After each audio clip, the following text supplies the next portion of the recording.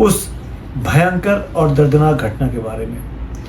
जहाँ तक मुझे याद पड़ता है, इतना बड़ा हमला आतंकियों के द्वारा सैलानियों पर, टूरिस्ट पर बीते 30 सालों के आसपास शायद ही कोई हुआ हो।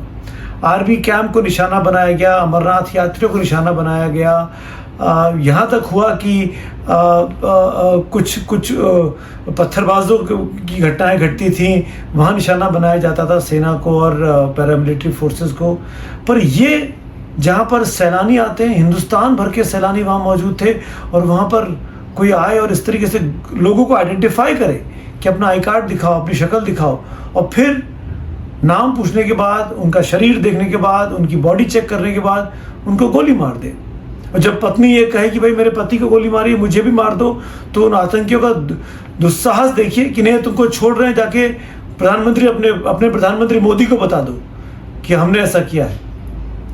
ये दिखा रहा है कि पाकिस्तान से आने वाली ताकतें, विदेशी भाड़े के टट्टू आतंकी, जिनको किसी से कोई मतलब नहीं है, जो सिर पे सिर्फ मौत लिखा के लाए हैं, वो इस तरह की हरकतें कर रहे हैं।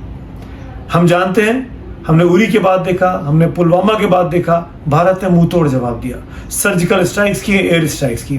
इस बार भी भारतीय सरकार, भारतीय ताकतें ये ज़रूर करेंगी, हम सबको इस पर भरोसा रखना चाहिए। पर कब करेंगी, कैसे करेंगी, ये हमको अपनी सेनाओं पे छोड़ देना चाहिए। उनकी रणनीति पर, उनकी सैन्य क्षमता पर, किस तैयारी के साथ करते हैं, ये हमको सब्र के साथ काम लेना पड़ेगा। जिन लोगों ने अपनों को खोया है, उनके लिए बहुत दुख है। भगवान उनकी आत्मा को शांति दे, भगवान उनके अपनों को हौसला दे इस क्षति को, नुकसान को सह लेने का। लेकिन जल्दबाजी में, हड़बड़ी में दबाव बना के हुकूमत पर, सरकार पर ऐसा कोई काम हम सबको नहीं करना चाहिए जिससे हमारी सेनाओं का मनोबल पस्त हो या टूटे। हमको भरोसा रखना चाहिए अपने सैनिकों पर, अपने शूरवीरों पर, कि वो इसका बदला ज़रूर लेंगे, अपने हिसाब से लेंगे, अपनी रणनीति से लेंगे, अपनी तैयारी से लेंगे, ताकि अगर उन्होंने हमारे 26 मारे हैं तो हम उनके 52 मारें, अगर उन्होंने 27 मारे हैं तो हम उनके 54 मारें।